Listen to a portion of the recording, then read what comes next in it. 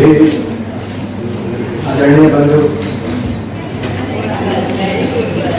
अध्यक्ष जी हमारे बानेश्वर मिश्र, केंद्रीय हिंदी संस्थान के निदेशक सुनील कुलकर्णी जी और हमारी कलीग रहे चंद्रा पांडे जी, राजश्री शुक्ला, विजय कुमार साहब। उदार चरिता नाम वसुधैव कुटुंबकम, ये है पूरा श्लोक। इसका मतलब क्या हुआ? इसका मतलब हुआ निजः परो वेति गणना, जो निज और पर की गणना करते हैं। ध्यान दीजिए, ये भारतीय परंपरा की, भारतीय संस्कृति का एक बहुत ही केंद्रीय स्थल है वसुधैव कुटुंबकम। वसुधैव कुटुंबकम सब कहते हैं,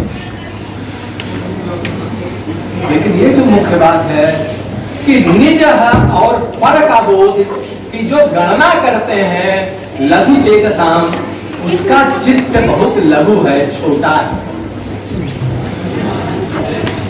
इसलिए उदार चरितानाम वसुधैव कुटुंबकम, वसुधैव कुटुंबकम की बात वही कर सकता है जो उदार चित्त का है। अब कोई ये सब कहते हैं, अब अपने पड़ोसी से झगड़ा करेंगे और वसुधैव कुटुंबकम की बात करेंगे। पड़ोसी से झगड़ा करके वसुधैव कुटुंबकम की बात नहीं हो सकती। परिवार में भाई भाई के बीच झगड़ा रहेगा और आप विश्व बंधुत्व की बात करेंगे, ये नहीं चलेगा। ये संस्कृति नहीं है। देखिए, संस्कृति का ये चार मुख्य गुण हैं। संस्कृति का एक गुण है निरंतरता, मतलब कंटिन्यूटी है, उसका एक परंपरा है।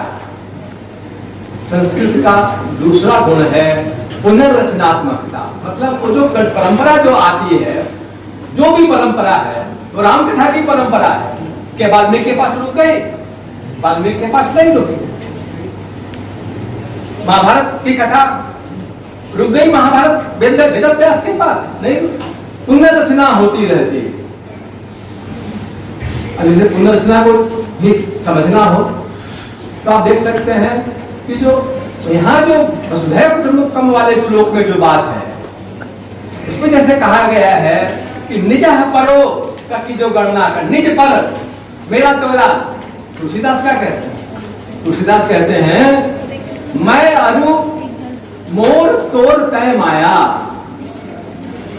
मैं और तू, और ये मोर तोड़ की जो लड़ाई होती है वो माया है। तुलसीदास से बात है। मखनलाल चतुर्वेदी की आपने चर्चा की, पुष्प की अभिलाषा, उसके अलावा भी बहुत कुछ लिखा है मखनलाल चतुर्वेदी ने। और इस मोर तोड़ के संदर्भ में कि तुम्हारा है, ये मेरा है, ये तुम हो, ये मैं हूं, ये पर है, ये अदर है, ये अन्य है। मखनलाल चतुर्वेदी राष्ट्रवादी कवि, राष्ट्रवादी कवि। उन्होंने लिखा कि जब चांद मुझे नहलाता है, सूरज रोशनी पिन्हाता है, तुम दीपक लेकर कहते हो यह तेरा है, यह मेरा।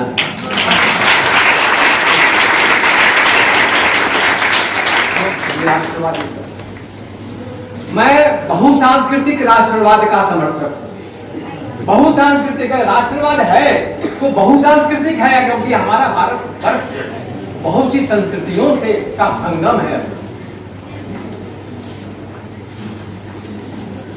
तो इस तरह से जो हम चीजों को देखते हैं, तो ये पुनर्रचनात्मकता, निरंतरता के साथ ये पुनर्रचनात्मकता, रिक्रिएशन, उसको फिर से रिक्रिएट करते हैं।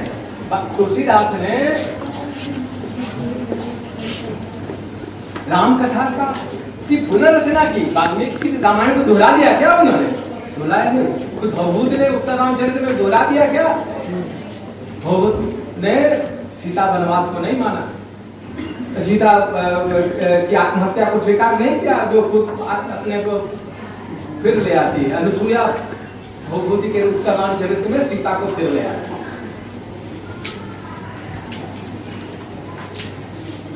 तीसरी जो खूबी है हमारी संस्कृति की, भारतीय संस्कृति की खास करके, वह है मिश्रणशीलता, जो मैंने बताया मिश्रणशीलता।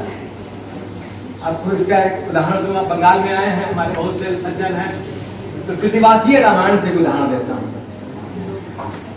कृतिवासीय रामायण में एक जगह है कि राम और लक्ष्मण को मेघनाथ अपने नागपाश से बांध देते हैं। अब कैसे मुक्ति हो इसकी? तो इसके लिए गरुड़ से प्रार्थना की जाती है कि आप आइए और राम लक्ष्मणों को नागपाश से मुक्त कीजिए। गरुड़ आते हैं। जाहिर है गरुड़ और नाग का जो संबंध है आप जानते हैं। गरुड़ ने 2 मिनट में राम और लक्ष्मण को नागपाश से मुक्त कर दिया।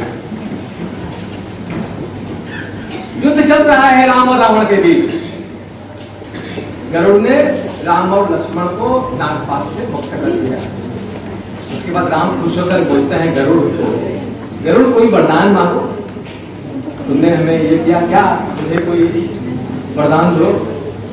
गरुड़ ने कहा प्रभु यदि आप मुझे वरदान देना चाहते हैं तो आप कृष्ण के रूप में मुझे दर्शन दीजिए। अब ये राम रावण का युद्ध हो रहा है और गरुड़ कह रहे हैं कि कृष्ण के रूप में दर्शन दीजिए।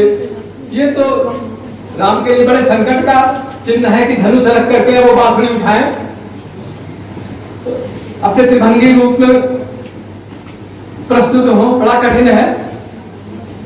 तो राम के संकोच को समझते हुए गरुड़ ने अपने दोनों डायने फैला करके उस युद्ध क्षेत्र में, ताकि वानर सेना और तमाम लोग देख न ले, राम को चारों तरफ से ढक दिया और कहा कि अब तो कोई देख नहीं रहा है, मुंह दर्शन तो मुझे चाहिए, तो आप अपने त्रिभंगी कृष्ण के रूप में दर्शन दीजिए।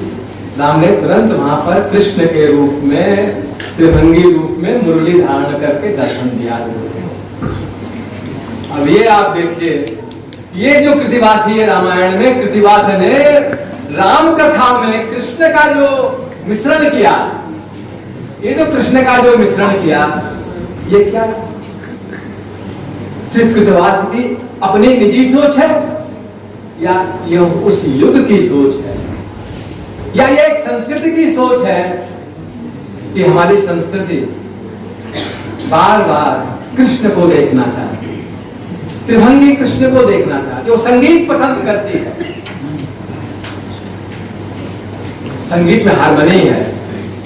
ये कृष्ण मोर पंख लगाते हैं और हमारे कबीर भी मोर पंख लगाते हैं। भारतीय संस्कृति कैसी है? भारतीय संस्कृति कैसी है? तो मोर पंख के जैसी।